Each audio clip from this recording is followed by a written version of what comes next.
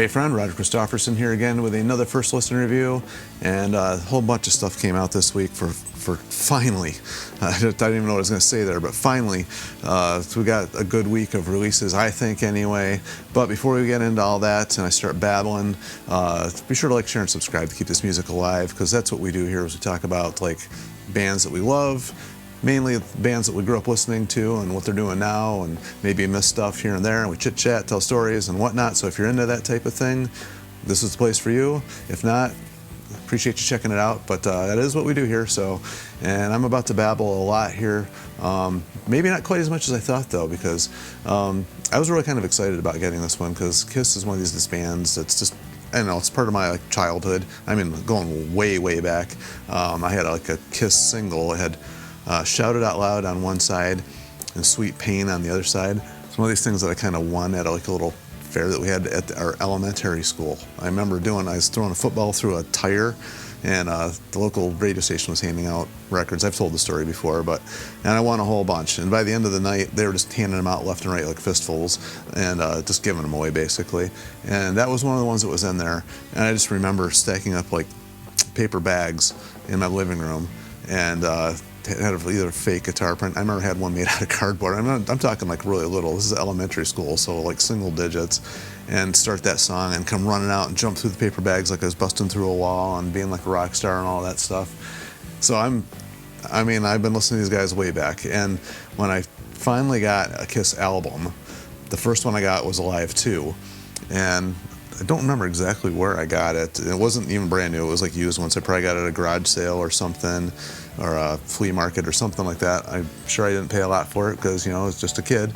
And listened to that one a lot. And it wasn't until much later that I got the actual Alive album.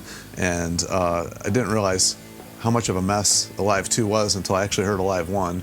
But that's fine, because I loved Alive 2. And so when I finally got Alive 1, I was like, oh, well, this is kind of more cohesive, even though it's, you know, people know the whole story behind it, I'm sure. It's very questionable how much of it's actually live and how much of it isn't. So getting this box set, I thought maybe we'll get down to the bottom of things. And yeah, it really didn't. So anyway, I'm not going to run through every single little thing on here, because there's a lot of stuff. It's 4 CDs, but it's the original album, and they're making a big deal about it all being on one CD finally, which is fine, but that really is basically saying it's a lot shorter than you probably thought it originally was, because it fits on one CD. But it's still cool to have it all on one CD, I guess. And it was fun listening to it, you know, again. I actually haven't listened to this in quite a while. It's funny, because I've seen Kiss live a few times. I've had the pleasure of meeting several of the members, and being on stage, actually, out to the side of the stage with them at one point. That's a different story. I've told that one before too. And it was, you know, so I've had some really cool experiences with Kiss, and just listening to it again, it was just fun. I don't even know where I was going with that, but you know, it was just interesting listening to it again. Though what I was really interested in was the extra stuff here, because like I said, the first one was remastered and everything. I haven't listened to it in so long, and I didn't do the comparison. It sounded cool. A lot of times complain about remasters, and I think they lose, you know, sometimes they lose what the original had, that feel or that sound that we sometimes just grown to like. And, you know, maybe it's good or bad, but it's hard sometimes hearing the remaster and enjoying it, for me anyway, if that makes any sense. This one seemed okay. It didn't sound like it destroyed the feel for me or anything like that. It sounded clear and crisp, and it didn't seem like it lost any of that power. Sometimes they do that, it loses the bottom end sometimes with these remasters, I think, especially albums from the 70s. I don't know why that happens, but yeah, it didn't seem like that happened here, so that was good. Now, the next thing is like concerts. Full concerts from the Dress to Kill tour, which is funny. I just got that box set and I haven't even listened to it yet. I haven't even listened to one single note of that yet, and that came out, I don't know, a couple weeks ago, I guess. I was kind of looking forward to this one. But anyway, the first show was in Davenport, Iowa, and the second one was in New Jersey, at Wildwood, New Jersey. And they're mixed by Eddie Kramer, and Eddie Kramer worked with a lot of bands back then, probably most notably Jimi Hendrix. Some people love and hate, love his work, and some people really hate his work. I can understand that. I was a Jimi Hendrix fan for quite a while. I kind of went over that in that recent review I did of Bold as Love, but I think the mixes on here were pretty good. It was interesting listening to them because, you know, what I really wanted to do was like, all right, the big deal has been made about this album, about them going in and taking all the liveness out of it, like going and redoing all the tracks, redoing vocals, redoing guitar parts. I remember hearing a lot about Bob Kulick going in and redoing some stuff. I think that was mainly on Live 2, though. So there's been a lot of talk about who actually played on this album. So listening to those 2 concerts, like through, no overdubs, no fixes, no nothing, that's kind of like what I was interested in. And I gotta say, the energy was there. There were some flubs here and there. I heard a major one in one of the ones for Cold Gin. You know, but whatever, that happens. It's part of the live experience. You know, I've been involved in bands since I was 15 years old. You screw up all the time. It just happens. You know, you get into the showmanship, the fun, the liveness of it.